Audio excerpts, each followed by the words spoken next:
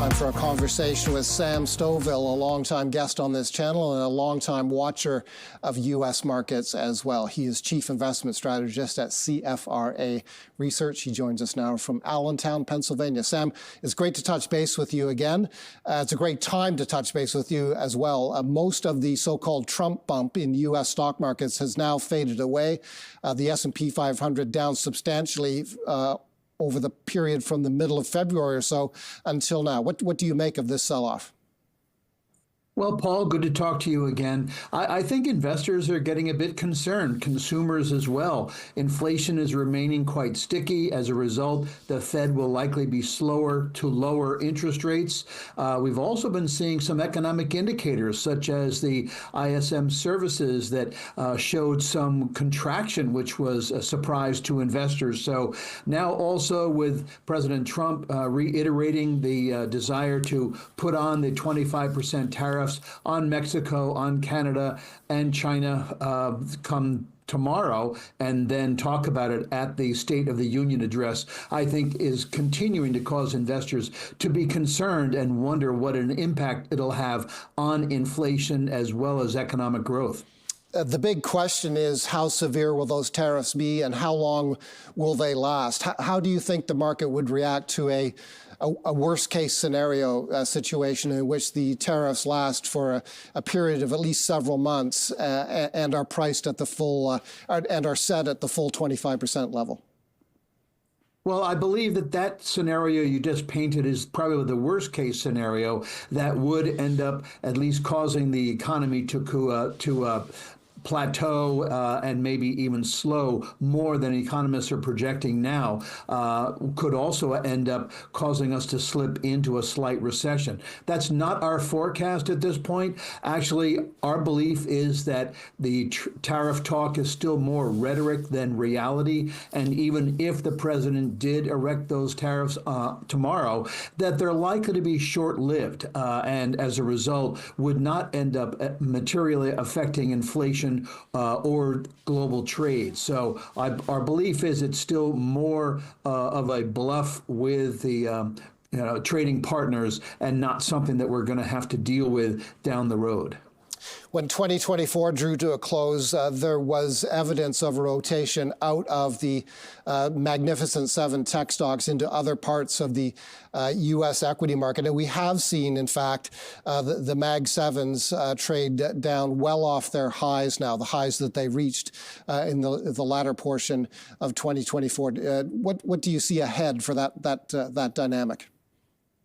Well, I still think, Paul, that we're going through a digestion of the gains that we had seen in the latter part of 2024. And most recently, the last couple of weeks of February, investors have resembled fainting goats after hearing the threat of recession. Limbs froze, they fell over and aligned themselves in your traditional defensive pattern. Consumer staples, healthcare, utilities, real estate being the outperformers. Also bonds doing well because of a flight to safety. So I think that this is something that will likely continue at least for a bit, possibly throwing us into a pullback, which is a 5 to 10% decline.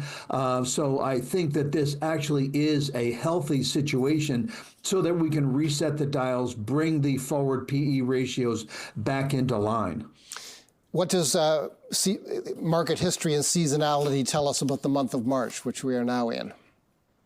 Well, March is not a bad month. It's the fifth best, so in the top 50%. Another good thing is that even though we talk about entering like a lamb or a lion and then going out in reverse, the volatility is actually in the bottom third of all months. So that's a positive. And like the month itself that sort of hints at thawing, so too in terms of market performance, because we end up with April that tends to be the third best performing month of the year. So I would tend to say that if we go revert to historical seasonality, things will actually be improving from here on out.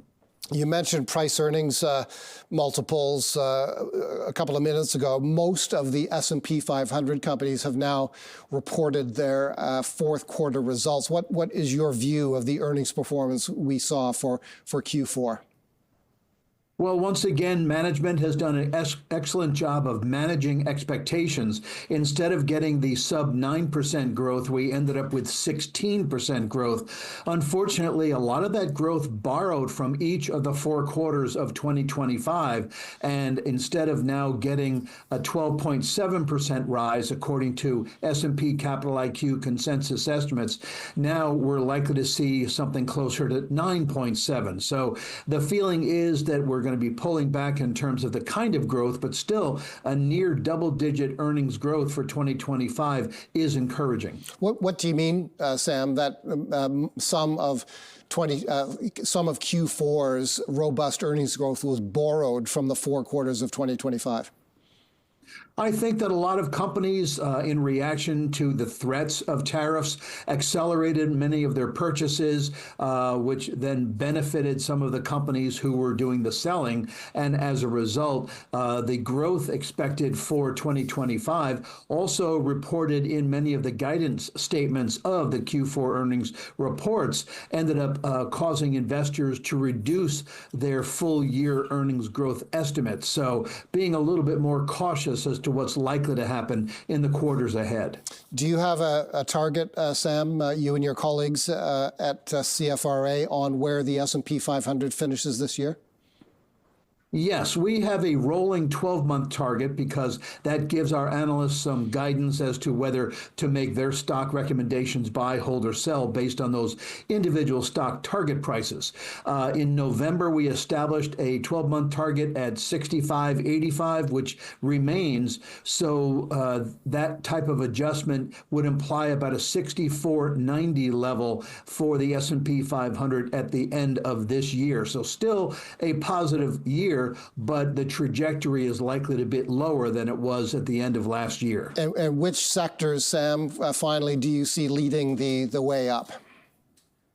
Well, right now it's the defensive areas, but as I had mentioned, I believe that that will be healthy for the overall stock market. And because we're not likely to be falling into recession, because earnings are still going to be up by near double digits, especially driven by the communication services, technology, and financial areas, those three are the ones that we're still favoring. And history reminds us that following an up year, you tend to want to let your winners ride for the coming year. Sam, it's always great to talk to you. Thanks a great deal for making some time for us today. Sam Stovall is Chief Investment